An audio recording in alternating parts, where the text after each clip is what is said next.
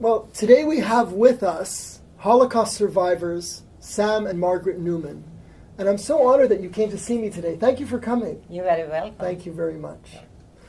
This is an incredible story. They've been married 70 years. They're survivors of the Holocaust who are on the same train to Auschwitz. They come from the same town. It was really a city of about 70,000 people, with 1/3 of the population being Jewish, in Transylvania. The families knew each other. Margaret and Sam were boyfriend and girlfriend before the war. And together they were deported on the same train to Auschwitz and were the only survivors of the members of their family that were transported to Auschwitz that day. Fortunately for Margaret, she had one brother that was in a labor camp, and he survived the war. And Sam had 3 brothers that were in a labor camp, and they survived the war. He also had a sister who moved to Bucharest before the deportation to Auschwitz, and she survived the war. Samuel Newman. I was born in 1924, the 3rd of January. I was born in Satu Mare, not in Romanian, but in Hungarian it's Satmar name. And where did you meet your wife for the first time? I used to come in to their home because her brother was a friend of mine. And I used to go to him to meet my friend. And either we went somewhere, we went to the movies together or something. But in the meantime, seeing my wife so many times, you fell in love with her. We went to the movies, we went to theater, we went to the dance hall, we were dancing, we went together. Although to the dancing, she never came by herself, her mother came along, There were sections of the ghetto, but they were transporting to Auschwitz. Now, my parents, before they took them to the ghetto, to Auschwitz, they went by themselves because they wanted to be, my father wanted to be with his brother. So that's how they ended up to go with the first transport. And I had to stand there and watching them leaving, which was heartbreaking. But I wasn't living home because my sister had a little baby, and her husband was gone to the army, helping the armies. So she wanted me to be with her, that she shouldn't be alone. So I ended up in that transport that she did, like my wife. So that's how we came together, that is in the same transport. Actually, we were the last transport leaving Satmar. When we arrived at Auschwitz, the doors are opening, and the Germans started to yell, "Aussteigen, aussteigen," and they chased us all to go down. So that's how we emptied the wagons, everybody went down, and it was a terrible thing. You wouldn't see anything like that. Everybody was yelling, everybody was crying, they didn't know what's happening. Well, as we got off the train, they separated first the man from the woman. And then when we went to the lane, it was a lane where he was, the German was there with his stick, and we went with her parents and her brothers and her uncle, and we didn't know what's happening. Nobody knew what's happening. Well, so we went and we ended up, they sent us, to some basement something, and they undressed us. Everybody got undressed, and then they shaved us, completely shaved us, and have to go to the shower. And then they threw a piece of clothing, something to put on, anything. If it fit or not, we had to put that on. I did survive. I was a little bit lucky. Shaven the way I was with their clothing, I looked very young. I really looked young. And that was to my advantage. When it came to food, they always gave me a bigger part. They gave me another part. When it came to labor, I find the assessment. I don't know why. He was a terrible guy, but he favored me. He gave me once an apple. He gave me, So it made a big difference, Of the people in your family that went to Auschwitz, who survived? Well, for my family, nobody who went to Auschwitz. It was only myself for my family. I always felt guilty. So how come that I survived and the others didn't? How come there's something must be that I was the one who survived. Her brother, was the day we were liberated, he died. And why do you think you survived? I don't know.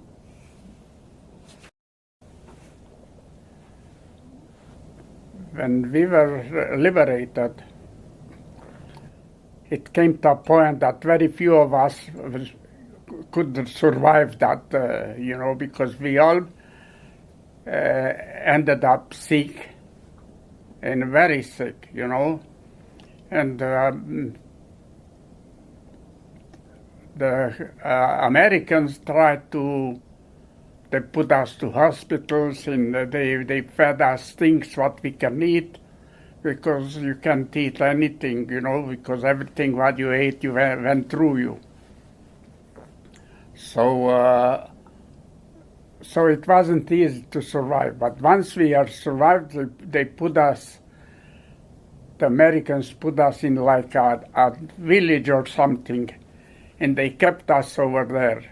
Linz had, like the St. Laurent in here, there was a water running to Linz, and the side where we were, they gave it over to the Russian. Once they gave us over to the Russians said, let's go home, everybody go home. And we went to the train, and we, on the top of the train we were sitting. If you have room in the train, you were sitting in the train. We went, but when we arrived to Budapest,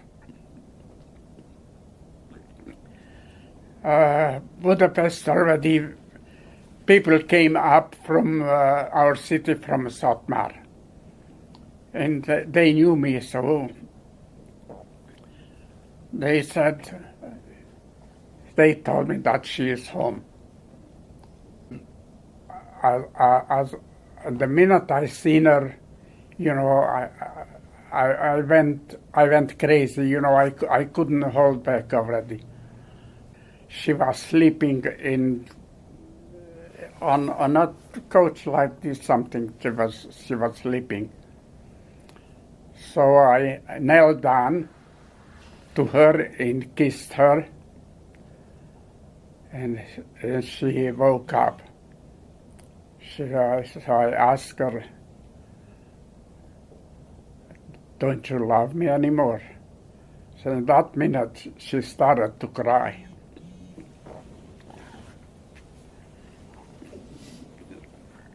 And she told me, "Take me away from here." I said, "Okay."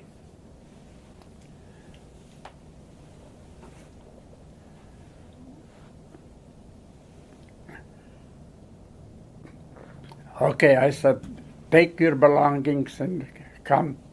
I'll take you home to us." And since then, you know, she was living there with us, and we decided to get married because there was no use, you know. So you've been married how long? 70 years.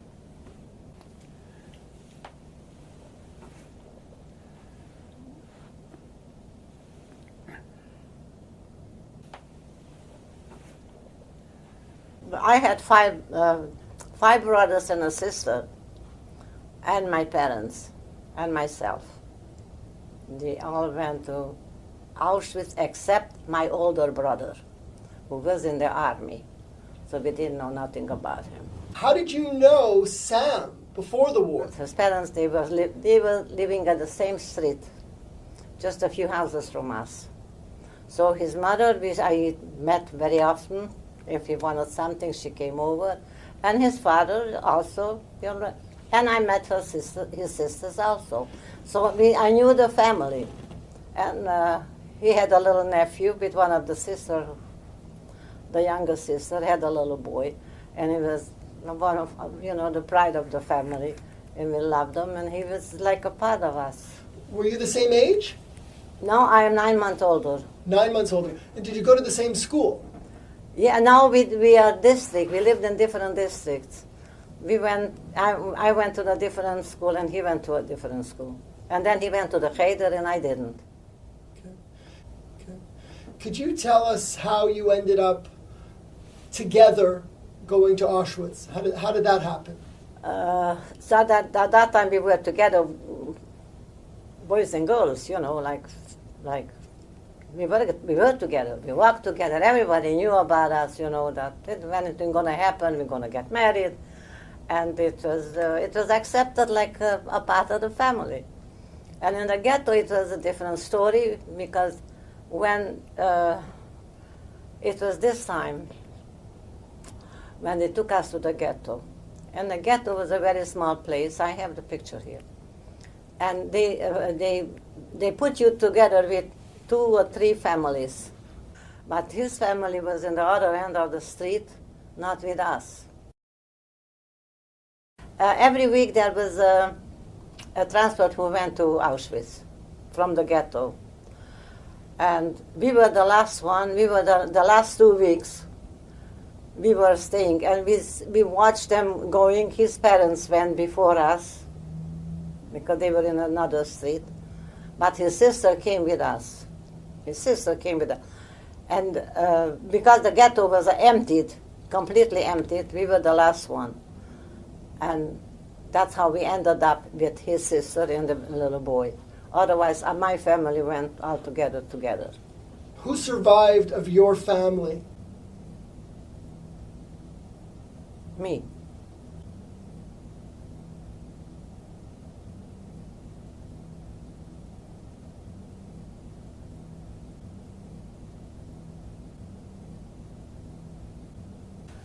When we arrived to Auschwitz, till we arrived to Auschwitz, it was a terrible thing on the road, because they didn't feed us.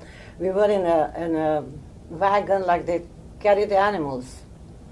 But we had a pail of water, a pail to go to the bathroom. And we were, I don't know, about 25 people in that thing. and there is no sitting, just we were sitting on the floor. And whatever baggages we had, we sat on it. As a matter of fact, I had long hair like my all kids had, beautiful black hair. And my mother cut it in the wagon, short. I never seen myself with short hair. And that was because my mother was very fearful. I was a young girl and I didn't know where we are going.